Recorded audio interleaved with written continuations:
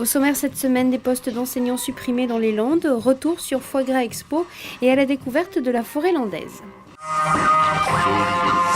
Des calculs arbitraires, une pénurie de moyens et au final une éducation sacrifiée, c'est le sentiment qui domine au sortir du Conseil départemental de l'éducation nationale vendredi, qui a dessiné les contours de la carte scolaire pour la rentrée 2011. Le point principal portait sur les moyens en enseignement affectés à la rentrée scolaire prochaine.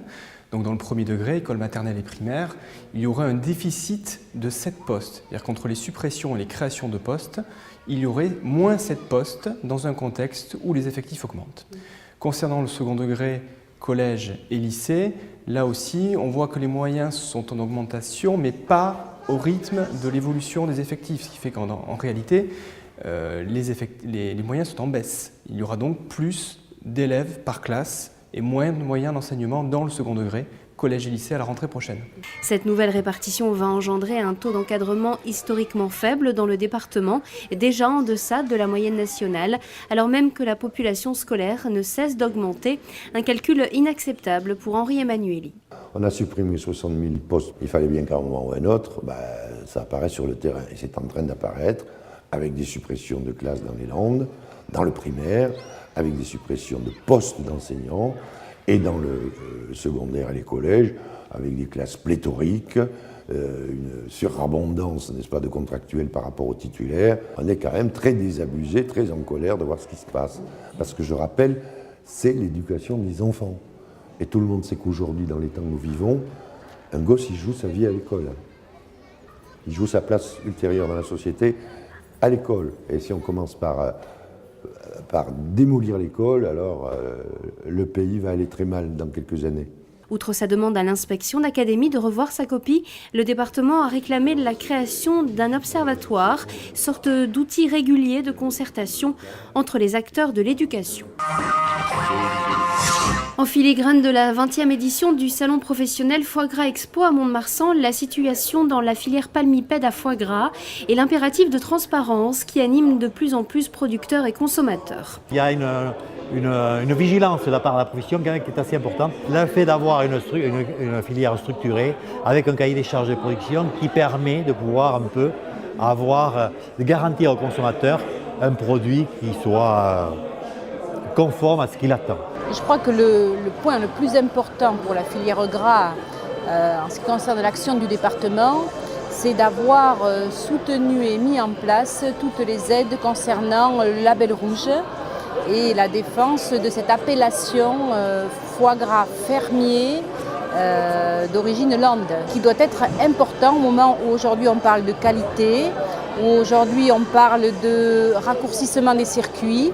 Et donc cette appellation canard fermier et avec un label rouge, je pense que c'est très parlant pour les consommateurs. En clôture de Foie Gras Expo, Henri Emmanuelli a demandé au pouvoir public, dans un souci de traçabilité, de clarifier au plus vite les règles d'étiquetage de foie gras. Premier centre de découverte ludique dédié à la forêt landaise, Graines de Forêt raconte la gestion durable de cette forêt cultivée et ses dérivés industriels si souvent insoupçonnés. On sentait une demande d'informations sur ces arbres, sur cette forêt qu'on traverse, soit à 110 à l'heure sur la 10 ou à 90 ici, et personne n'a vu un arbre où on nous les nomme sapins, et quand on dit par exemple qu'il y a 30 000 emplois dans cette forêt, où sont les hommes? Alors cette idée est venue comme ça, de dire bon mais il faut faire arrêter les gens, parler de cette forêt d'aujourd'hui et de demain, quoi. Vidéos, maquettes, expositions sont réunies pour comprendre l'histoire de la forêt, les milieux et ses hôtes, les hommes qui la font vivre. Tout le long de ce trajet, nous accompagnons le voyageur dans cette forêt avec les amis, les ennemis de la forêt. À quoi sert de planter 1400 pins, par exemple, pour en récolter que 200, 50 ans après? On ne perd pas ce bois, on le récolte. Et ce bois est amené dans des papeteries ou dans des panotteries pour faire autre chose. Rien n'est perdu.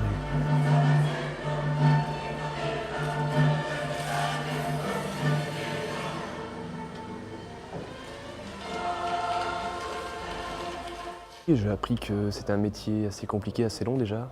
50 ans de culture, c'est pas négligeable. Et en fait, derrière, il On a vu surtout en cours qu'il y a pas mal de choses derrière, comme la gestion aussi de la faune, de la flore, mêler l'économie mais aussi l'écologie dans la région.